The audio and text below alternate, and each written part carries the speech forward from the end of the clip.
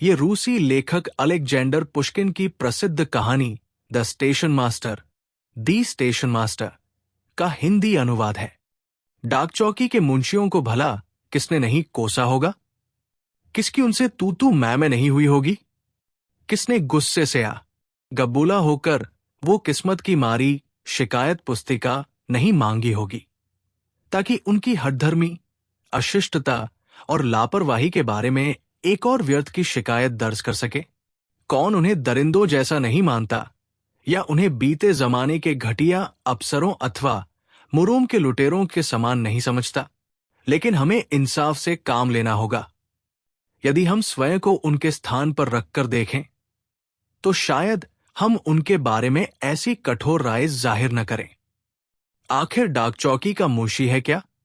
वो एक बहुत ही छोटा कर्मचारी है जिसके भाग्य में कष्ट ही कष्ट लिखे हैं, और अगर वो लातों घूंसों की मार से बच जाता है तो सिर्फ इसलिए कि वो एक सरकारी कर्मचारी है। प्रिंस व्याजेम्स्की ने मजाक में जिसे तानाशाह कहा है, वो भला कहाँ का तानाशाह है?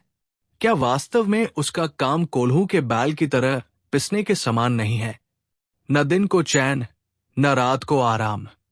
ऊब भरी यात्रा के दौरान यात्री को जो भी दुख दर्द सहने पड़ते हैं, उनका सारा गुस्सा बेचारे डाकमुंशी पर ही निकलता है।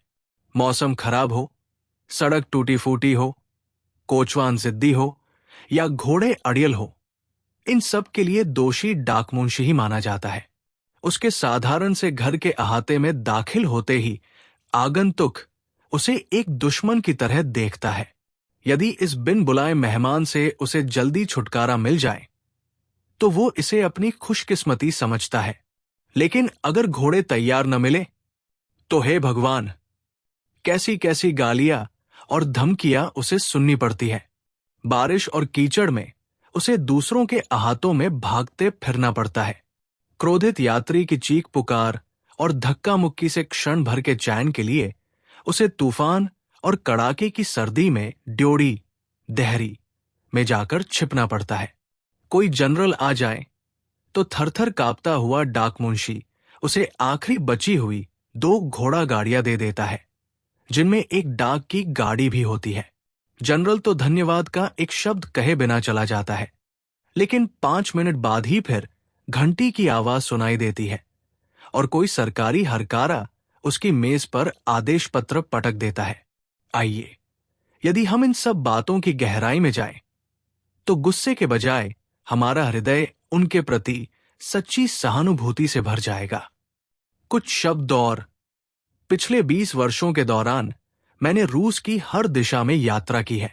मैं लगभग सभी रास्ते जानता हूं और कोचवानों की कई पीढ़ियों से परिचित हूं। शायद ही कोई ऐसा डाकमुंशी होगा जिसे मैं न पहचानता हूं या जिससे मेरा पाला न पड़ा हो।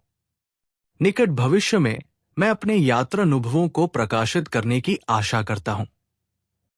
फिलहाल केवल इतना ही कहूंगा कि आमतौर पर डाक चौकी के मुंशियों की छवि बहुत गलत पेश की गई है।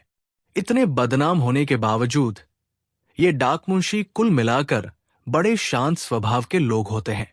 दूसरों के काम आना उनके मिजाज में है और वे मिलनसार होते हैं। उन्हें बहुत अधिक लालच नहीं होता और न ही वे 99 के फेर धन जोड़ने के लालच में पड़ते हैं। उनकी बातचीत से, जिसे कुछ रईस लोग बकवास समझते हैं, बहुत कुछ दिलचस्प और शिक्षाप्रद सीखा जा सकता है। जहां तक मेरा संबंध है, मैं ऊंचे दर्जे के किसी अधिकारी की तुलना में उनकी बातों को कहीं अधिक सार्थक मानता हूं।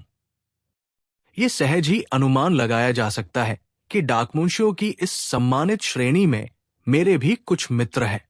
वास्तव में उनमें से एक की याद मेरे लिए बहुत मूल्यवान है। परिस्थितियां हमें निकट ले आई और अब मैं अपने पाठकों के साथ उसी की चर्चा करना चाहता हूं। 1816 के मई महीने की बात है।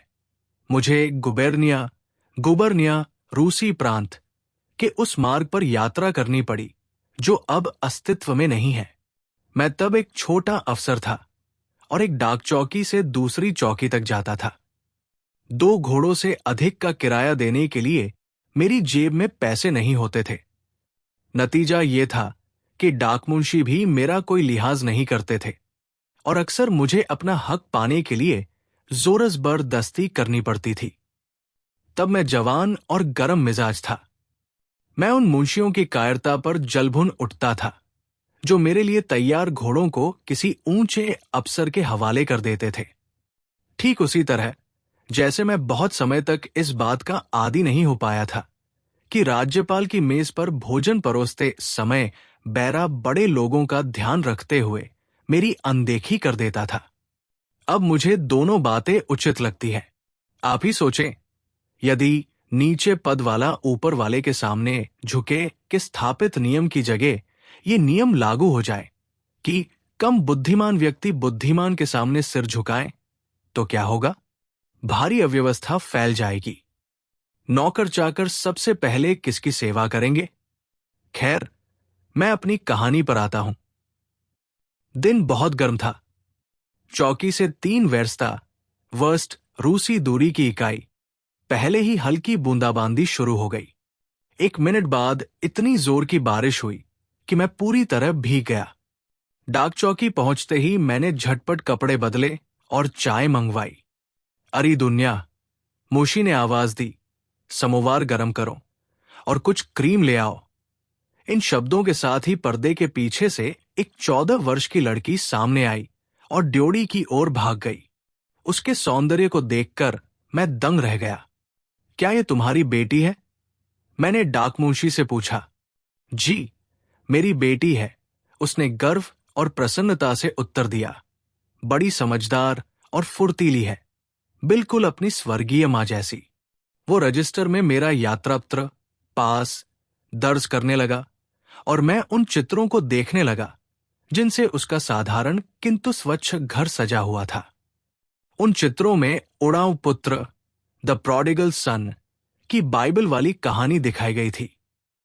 पहले चित्र में ड्रेसिंग गाउन पहने एक बूढ़ा अपने चंचल बेटे को विदा कर रहा था, जो उतावली में पिता का आशीर्वाद और धन की थैली ले रहा था। दूसरे चित्र में युवक की अय्याशी दिखाई गई थी। वो मतलबी दोस्तों और बेशर्म औरतों से घिरा मेज पर बैठा था। तीसरे चित्र में बर्बाद हो चुका वही युवक फटे कपड़ों में सुअर चराता और उन्हीं के साथ भोजन करता दिखाया गया था। उसके चेहरे पर गहरा पश्चाताप था। अंतिम चित्र में उसका अपने पिता के पास लौटना दिखाया गया था। वहीं नेक बुजुर्ग ड्रेसिंग गाउन पहने अपने बेटे के स्वागत में बाहर भाग रहे थे। अयाश बेटा पिता के पैरों पर गिरा था और पृष्ठभूमि में बावर्ची एक बकरे को काट रहा था। हर चित्र के नीचे जर्मन भाषा में कविताएं लिखी थी। ये सब मेरी यादों में आज भी वैसा ही ताजा है जैसे वे फूलों के गमले, पलंग और चटक रंग के पर्दे। घर के स्वामी की तस्वीर भी मेरी आंखों के सामने है। उम्र करीब 50 साल, ताजगी से भरा चेहरा और हरे रंग का फ्रॉक कोट जिस पर 3 पदक, मेडल्स लटके थे। मैंने पिछले कोचवान के पैसे चुकाए ही थे कि दुनिया समोवार लेकर आ गई। उस चंचल किशोरी को यह समझते देर न लगी कि उसने मुझ पर क्या प्रभाव डाला है। उसने अपनी बड़ी बड़ी नीली आंखें झुका ली। मैं उससे बातें करने लगा और वो बिना किसी झिझक के एक सलीकेदार लड़की की तरह जवाब देने लगी। मैंने उसके पिता को शराब का एक गिलास और दुनिया को चाय दी। हम तीनों ऐसे घुल मिलकर बातें करने लगे मानो एक दूसरे को वर्षों से जानते हों। घोड़े काफी पहले ही जोत दिए गए थे, मगर डाकमुंशी और उसकी बेटी से विदा लेने का मेरा मन नहीं हो रहा था। अंततः मैंने उनसे विदा ली। पिता ने मेरी सुखद यात्रा की कामना की और बेटी मुझे घोड़ा गाड़ी तक पहुंचाने साथ आई। मैं ड्योढ़ी पर रुका और मैंने उससे विदा का चुंबन लेने की अनुमति मांगी। दुनिया राजी हो गई। उस समय से अब तक मैंने न जाने कितने ही चुंबन लिए होंगे जब से मैंने ये सिलसिला शुरू किया है, किंतु किसी भी चुंबन ने मन पर ऐसी अमिट और मधुर छाप नहीं छोड़ी। कई साल बीत गए, परिस्थितियां मुझे फिर से उसी रास्ते और उन्हीं जगहों पर ले आईं। मुझे बूढ़े डाकमुंशी की बेटी की याद आई और इस ख्याल से मन प्रफुल्लित हो उठा कि फिर उससे भेंट होगी। किंतु मन में ये आशंका भी उठी कि शायद बूढ़े मुंशी को नौकरी से हटा दिया गया हो या दुनिया का विवाह हो गया हो। यहां तक कि दोनों में से किसी की मृत्यु का विचार भी मेरे दिमाग में कौंधा और मैं इन्हीं चिंताओं के साथ डाक चौकी पहुंचा। घोड़ा गाड़ी मुंशी के छोटे से घर के सामने रुकी। कमरे में प्रवेश करते ही मैंने उड़ाऊ पुत्र वाले उन चित्रों को पहचान लिया। मेज और पलंग अपनी पुरानी जगह पर ही थे, किंतु खिड़कियों पर अब फूलों के गमले नहीं थे। चारों ओर अव्यवस्था और उपेक्षा साफ झलक रही थी। डाकमुंशी भेड़ की खाल का कोट ओढ़े सो रहा था। मेरे आने से उसकी आंख खुली और वो थोड़ा उठा। ये वही समसोन वीरेन था, किंतु वो कितना बूढ़ा हो गया था। जब तक वो मेरा यात्रापत्र दर्ज करता रहा, मैं उसके सफेद बालों, बढ़ी हुई दाढ़ी, चेहरे की गहरी झुर्रियों और उसकी झुकी हुई पीठ को देखता रहा। मैं हैरान था कि मात्र 3-4 वर्षों में एक हट्टा कट्टा व्यक्ति ऐसे जीर्ण शीर्ण वृद्ध में कैसे बदल गया। मुझे पहचाना? मैंने पूछा। हम पुराने परिचित हैं। हो सकता है, उसने उदासी से उत्तर दिया। ये रास्ता बहुत चलता है, यहां अनेक लोग आते जाते रहते हैं। तुम्हारी दुनिया कैसी है? सब ठीक तो है? मैंने अपनी बात जारी रखी। बूढ़े के माथे पर बल पड़ गए। भगवान जाने, उसने संक्षिप्त उत्तर दिया। क्या उसकी शादी हो गई? मैंने फिर पूछा। बूढ़े ने अनसुना करने का ढोंग किया और बुदबुदाते हुए यात्रापत्र पढ़ता रहा। मैंने सवाल पूछना बंद कर दिया और चाय मंगवाई। मेरी जिज्ञासा बहने लगी। मुझे आशा थी कि थोड़ी शराब पीने के बाद मेरे पुराने परिचित की जुबान खुलेगी। मेरा अनुमान सही निकला। शराब का गिलास हाथ में लेते ही उसकी उदासी के बादल छंटने लगे।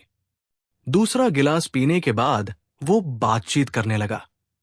उसे मेरी याद आ गई, या शायद उसने याद आने का नाटक किया, और उसने मुझे वो कहानी सुनाई जिसने मेरे मर्म को छू लिया। तो आप मेरी दुनिया को जानते थे? उसने कहना शुरू किया। उसे कौन नहीं जानता था? ओ दुनिया, क्या लड़की थी वो! जो भी यहां आता उसकी प्रशंसा करता। कुलीन स्त्रियां उसे कभी दुपट्टा तो कभी झुमके भेंट कर जाती थी। बड़े लोग तो यहां रुकने का बहाना ढूंढते थे ताकि उसे देख सकें। कोई कितना ही क्रोधित यात्री क्यों न हो, उसे देखकर शांत हो जाता था। आप विश्वास करेंगे श्रीमान, सरकारी हरकारे तक उससे घंटों बातें करते थे। सारा घर वही संभालती थी, सफाई से लेकर खाना पकाने तक। मुझ बूढ़े की आंखें तो उसे देखकर थकती ही नहीं थी। मैं अपनी बिटिया को जी जान से प्यार करता था। उसे हर कष्ट से बचाकर रखा, लेकिन किस्मत को कुछ और ही मंजूर था। इसके बाद वो अपनी दुख भरी कहानी विस्तार से सुनाने लगा। 3 साल पहले सर्दियों की एक शाम, जब मुंशी रजिस्टर में लकीरें खींच रहा था और दुनिया पर्दे के पीछे फ्रॉक सी रही थी, तभी 3 घोड़ों वाली एक गाड़ी, त्रोइका, दरवाजे पर रुकी। एक फौजी कोट और शाल लपेटे हुए व्यक्ति ने भीतर आकर घोड़ों की मांग की। उस वक्त घोड़े उपलब्ध नहीं थे। ये सुनते ही यात्री चिल्लाने लगा और कोड़ा उठाने को हुआ। किंतु दुनिया, जो ऐसे दृश्यों की अभ्यस्त थी, बाहर आई और बड़े स्नेह से पूछा, क्या आप कुछ खाना पसंद करेंगे? दुनिया का जादू चल गया। आगंतुक का गुस्सा ठंडा हो गया और वो इंतजार करने को राजी हो गया। कपड़े उतारने पर एक सुडौल और सुंदर हुस्सार अधिकारी, 1000 ऑफिसर, सामने आया। वो पिता और बेटी के साथ हंसी मजाक करने लगा। थोड़ी देर में घोड़े तैयार हो गए, लेकिन जब मुंशी ने यात्री को खबर दी तो पाया कि वो अधिकारी बेंच पर बेहाल पड़ा था। उसे तेज सिरदर्द था और वो बेहोश सा लग रहा था। मुंशी ने उसे अपना पलंग दे दिया और तय हुआ कि सुबह शहर से डॉक्टर बुलाया जाए। अगले दिन हुस्सार की हालत और खराब दिखी। दुनिया उसकी सेवा में लगी रही। डॉक्टर आया, उसने रोगी से जर्मन में बात की और फिर रूसी में बताया कि उसे 2 दिन के आराम की जरूरत है। हुस्सार ने डॉक्टर को 25 रूबल दिए और उसे खाने पर आमंत्रित किया। दोनों ने मजे से शराब पी और डॉक्टर चला गया। 1 दिन बाद हुस्सार बिल्कुल भला चंगा हो गया। वो बहुत खुशमिजाज था, दुनिया के साथ मजाक कर रहा था और सीटी बजाकर धुनें गुनगुना रहा था। रविवार का दिन था। दुनिया चर्च, गिरजे जाने के लिए तैयार थी। हुस्सार की गाड़ी तैयार थी। उसने मुंशी को ठहरने के लिए बड़ा इनाम दिया और दुनिया से कहा कि वो उसे रास्ते में चर्च तक छोड़ देगा। दुनिया दुविधा में थी। तभी उसके पिता ने कहा, अरे डरती क्यों है? ये साहब कोई भेड़िया थोड़े ही है जो तुझे खा जाएंगे। इनके साथ चर्च तक चली जा। दुनिया हुस्सार की गाड़ी में उसके बगल में बैठ गई। कोचवान ने सीटी बजाई और घोड़े सरपट दौड़ने लगे। मुंशी को नहीं पता था कि वो अपनी बेटी को आखिरी बार देख रहा है। बेचारा डाकमुंशी ये समझने में असमर्थ था कि आखिर उसने अपनी दुनिया को उस हुस्सार के साथ जाने ही कैसे दिया। उसकी आंखों पर पर्दा कैसे पड़ गया और उसकी बुद्धि कहाँ घास चरने चली गई थी। आधा घंटा भी नहीं बीता था कि उसका दिल बुरी तरह बेचैन होने लगा। उसकी व्याकुलता इस हद तक बढ़ी कि वो स्वयं बेटी को ढूंढने गिरजे, चर्च चला गया। जब वो गिरजे के निकट पहुंचा तो देखा कि प्रार्थना समाप्त हो चुकी थी और लोग बाहर निकल रहे थे, किंतु दुनिया न तो अहाते में थी और न ही ड्योढ़ी में। वो तेज कदमों से गिरजे के भीतर पहुंचा। पादरी देव मंडप से बाहर निकल रहे थे। सेवक मोमबत्तियां बुझा रहा था और 2 बूढ़ी औरतें एक कोने में अभी भी प्रार्थना कर रही थी, किंतु दुनिया वहां कहीं नहीं थी। अभागे पिता ने भारी मन से चौकीदार से पूछा कि क्या दुनिया प्रार्थना में आई थी। उसने उत्तर दिया, नहीं, डाकमुंशी न जीता न मर्तासा वापस घर लौट आया। उसके दिल में बस एक ही आस बची थी। हो सकता है कि जवानी की मस्ती में दुनिया अगली डाक चौकी तक अपनी धर्ममाता से मिलने चली गई हो। वो बड़ी विह्वलता से उस त्रोइका गाड़ी के लौटने की राह देखने लगा जिस पर उसने अपनी बेटी को विदा किया था। कोचवान समय पर नहीं लौटा। अंतरात के समय वो नशे में धुत अकेला लौटा और उसने वो भयानक समाचार सुनाया, दुनिया अगली चौकी से उस हुस्सार के साथ आगे निकल गई है। अपने दुर्भाग्य की इस चोट को बूढ़ा सहन न कर सका। उसने तुरंत उसी चारपाई को थाम लिया जिस पर वो जवान ढोंगी पिछले 2 दिनों से लेटा रहा था। सारी परिस्थितियों पर विचार करने के बाद मुंशी को समझ आ गया कि उस युवक ने बीमारी का स्वांग रचा था। बेचारे को तेज बुखार ने जकड़ लिया। उसे एस सेंट पीटर्सबर्ग नगर में इलाज के लिए ले जाया गया और उसकी जगह अस्थायी रूप से किसी अन्य की नियुक्ति कर दी गई। हुस्सार का इलाज करने वाले उसी जर्मन डॉक्टर ने मुंशी की चिकित्सा की। उसने मुंशी को विश्वास दिलाया कि वो नौजवान अफसर बिल्कुल स्वस्थ था। उसे उसके बुरे इरादों की भनक तभी लग गई थी, किंतु वो उसके कोड़े के डर से खामोश रहा। डॉक्टर ने सच कहा था या वो अपनी दूरदर्शिता की डींग हाँक रहा था। बेचारे रोगी पिता को इससे कोई संतोष नहीं मिला। बीमारी से थोड़ा उभरते ही डाकमुंशी ने 2 महीने की छुट्टी ली और किसी को बताए बिना पैदल ही अपनी बेटी की खोज में निकल पड़ा। यात्रापत्र से उसे ज्ञात हुआ था कि कप्तान मीन्स्की पीटर्सबर्ग गया था। कप्तान को ले जाने वाले कोचवान ने बताया कि दुनिया रास्ते भर रोती रही। यद्यपि ऐसा प्रतीत होता था कि वो अपनी इच्छा से गई थी। शायद मैं अपने उस राह भटके मेमने को घर वापस ला सकूं। इसी विचार के साथ वो पीटर्सबर्ग पहुंचा और अपने एक पुराने सैनिक साथी के यहां ठहरा। जल्द ही उसे पता चला कि कप्तान मीन्स्की देमोतोव होटल में ठहरा हुआ है। मुंशी ने उससे मिलने का निर्णय किया। वो तड़के ही उसके दरवाजे पर पहुंचा और अर्दली से निवेदन किया कि एक बूढ़ा सैनिक हुजूर से मिलना चाहता है। अर्दली ने उसे बताया कि साहब सो रहे हैं और 11 बजे से पहले किसी से नहीं मिलते। मूशी नियत समय पर फिर पहुंचा।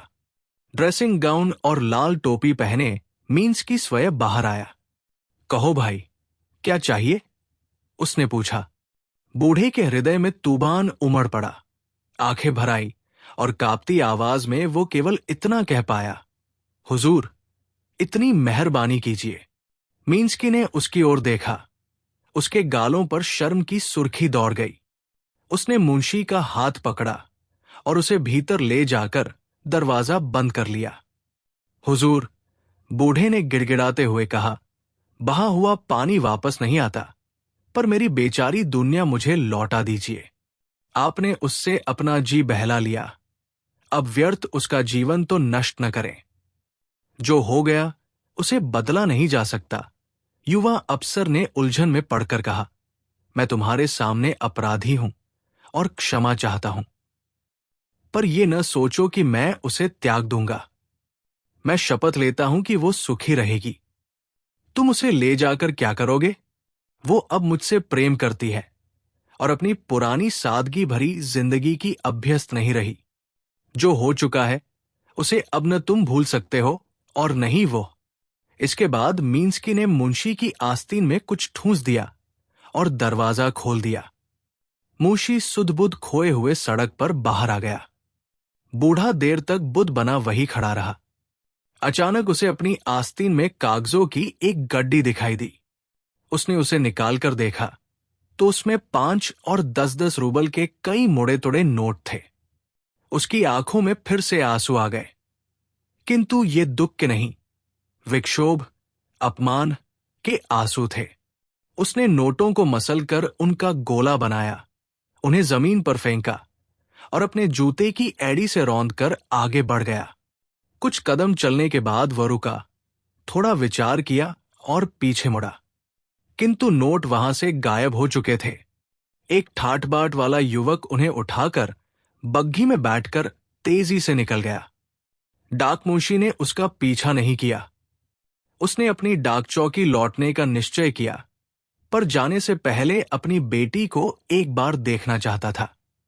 2 दिन बाद वो पुनः मीन्स्की के आवास पर पहुंचा, किंतु इस बार अर्दली ने कठोरता से कहा कि मालिक किसी से नहीं मिलते।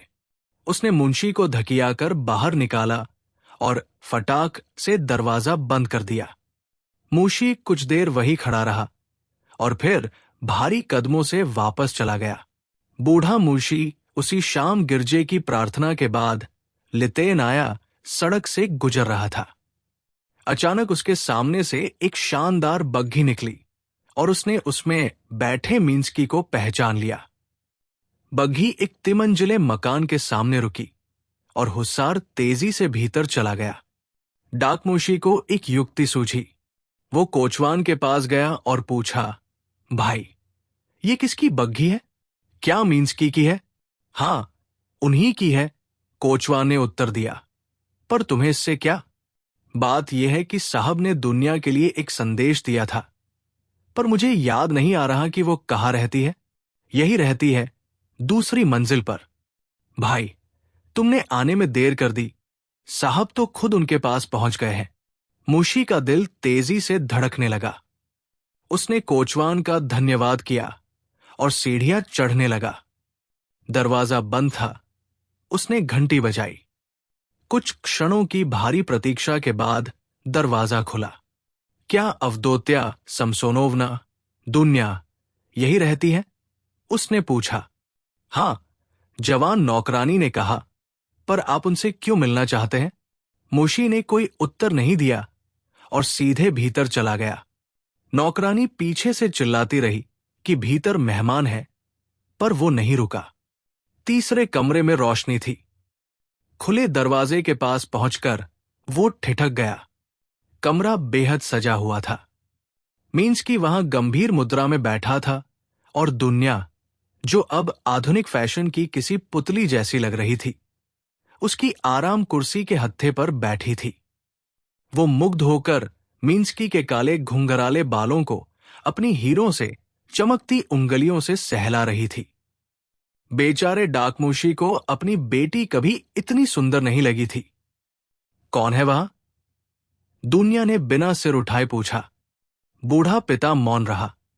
उत्तर न मिलने पर दुनिया ने नजरें ऊपर उठाईं और पिता को देखते ही एक चीख मारकर कालीन पर गिर पड़ी।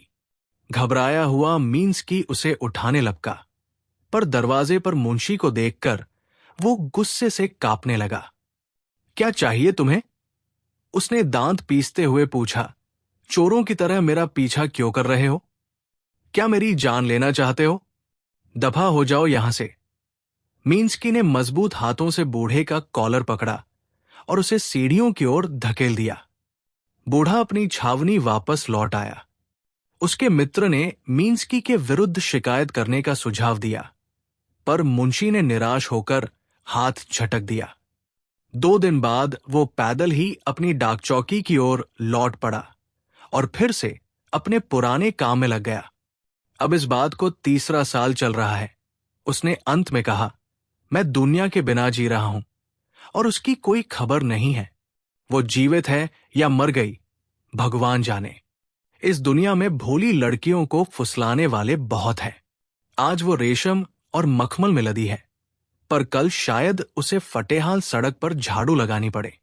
जब मुझे दुनिया की ऐसी दुर्गति का विचार आता है तो मेरा मन उसकी मृत्यु की कामना करने लगता है।